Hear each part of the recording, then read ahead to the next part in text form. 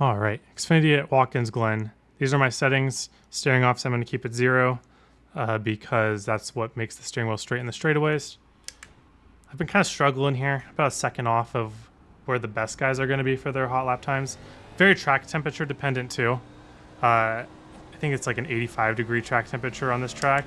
If you get a track temperature in the 70s, it's like half a second off, at least. Maybe a full second if you're low enough track temperature. And it's a lot easier too. The cooler the track is, the more grip you have, more you can push things. So we're just gonna aim for low 114 here. Chicane is what I'm really struggling the most on. I don't think I'm getting it this part I'm not turning that well enough. I want to hit every curb in the chicane. That's the goal. You want to have your car pointed so that you're just hitting every single curb in the chicane. And that third one, I just cannot get the car turned back to the left. And I think it's just how I'm setting up for the corner. I think I need to be turning left a little bit earlier. Here we can put this down to second. That kind of helps with some lap time, but for a race run, I would recommend keeping it in third because there's less tire spin. Especially, even through here too, you can keep it through third if you really want to. Doesn't have a great run off the corner, but the difference isn't massive. It's like less than a tenth. Okay, early brake here. Gonna go into second early. Gonna try to get all the way down to the curb. Just kind of park it on the curb almost and let it back up and throttle. Keep at least one tire on the bumps there. Keep it here. Early turn in. Don't push too hard so that we can go full throttle early. We want that part straight. Just keep it off the grass. That's a 1x. Okay. An early brake here. Get into third early. See, I just have a hard time getting that car to turn back to the left. And that's where I lose all my time, unfortunately. I really struggle with that chicane. Everything else I feel really confident with, and then I just get to that chicane and I just feel like I'm guessing every time. We'll do one more lap here and try to get it better, unfortunately. I get it all the way into second here.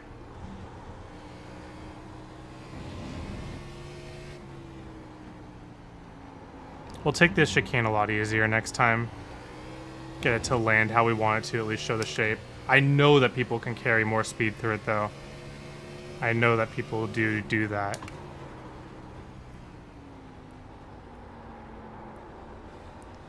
little bit more grip on lap 2 there. Very good. More confident in the car, but that doesn't mean I'm going to push the chicane. Gotta get this a little more rotated. Missed that a little bit, and so I had to wait on it.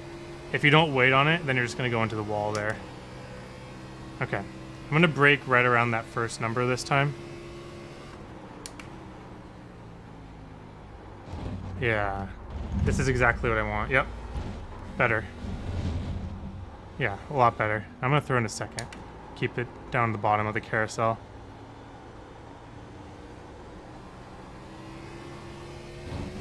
You can take it all the way out here if you want, but you can't touch that grass. I'm gonna let it chip out and then get on the brake here, get into second. Late apex here, early throttle. Down here.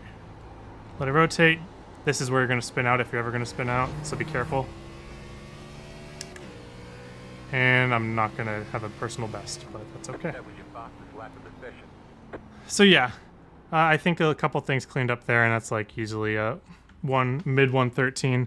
Let me show you guys real quick. The only difference between what I'm doing in qualifying and what I'll be doing in the race is basically just gearing and then how smooth I am on the throttle. So let's go back to the lap here. So turn 1, I brake pretty much right before I get to this light. I think you can push it a little bit more depending on how confident you are with your short shifting. But if you short shift too much, it's going to wheel hop, and it's pretty sketchy. Like you can see I wheel hopped even a bit there. Sometimes I found that if I just keep it in third and keep the brake at like 80%, that's like better braking than short shifting. But that might be something to consider later in a run. I think for qualifying, it's best to try to get into second there. And again, you've got to keep your car on the curb at some point. You don't really want to touch the curbs here. That was a pretty good corner. Here, I I want to stay on this curb as long as possible because you see how you can't really see a straight line out of this section of the S. So you want to exit this part of the curb so that you can just take this completely straight. And I had to like do a little quick maneuver that lost me a little time there. So stay on this curb a little longer than I did so that you can cut back and make this a straighter motion. This was probably the most successful chicane I've had all day, but I just know people carry more speed through it than this. But here's what you do if you're going to be like me, and then I'm a little slow, but whatever. At the 600, brake as hard as you can, keep the wheel straight. As you're starting to turn the wheel, you got to let go of the brake. I'm aiming just to barely miss this right here. I want to see a straight line right here. As you're going over the curb, no pedals. You need to land. You need to do your best to land with no inputs, or else you might have a lockup. You see how I broke a little bit before landing? That was a little scary. That might have caused me to lock up, but I think I was going slow enough to where it didn't. You now then hold the brake, and you should be able to rotate over this curb. I have a hard time rotating over this curb. That usually means I'm probably carrying a little bit too much speed into that exact part.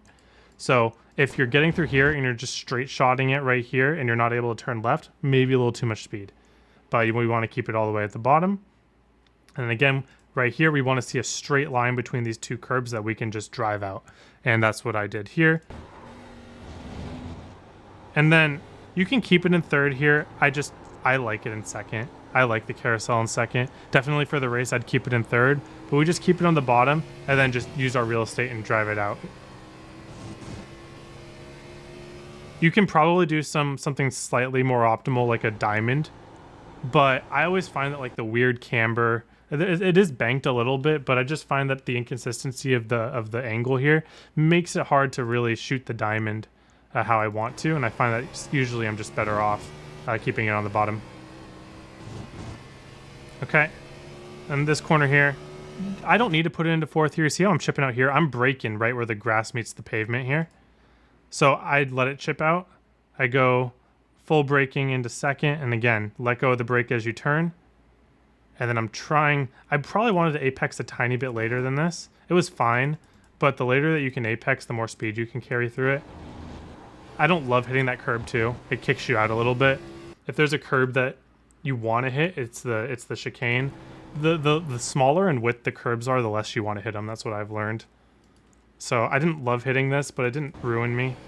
But you see, it kicked me out farther than I wanted to, and it made this next setup a little harder. I had to take this a little earlier. And you can see that I had to, because I took it earlier, I apexed earlier, and because I apexed earlier, I got to the wall earlier, so I didn't carry my speed well through it. So that all stems from this, right? If I apex a little later on this curb, if I don't hit it, then I'm able to get left early, and because I'm able to get left early, I'm able to set up for a later apex, and because I'm able to set up for a later apex, I can straighten out the exit more. That's how everything leads into itself at road courses. So just try to think about how straight you can make everything, and that's usually the right answer. In terms of long run, just make sure that you are not kicking out your rear tires. You can really heat them up. Locking up your brakes is tough on heat as well. Managing heat is going to be the most important thing. Don't really even worry about wear. Worry about heat. Do whatever you can to get heat out of the tires and keep your tires from heating up. All right, thank you all for watching. Hope you have a wonderful day. Hope to see you all on the track.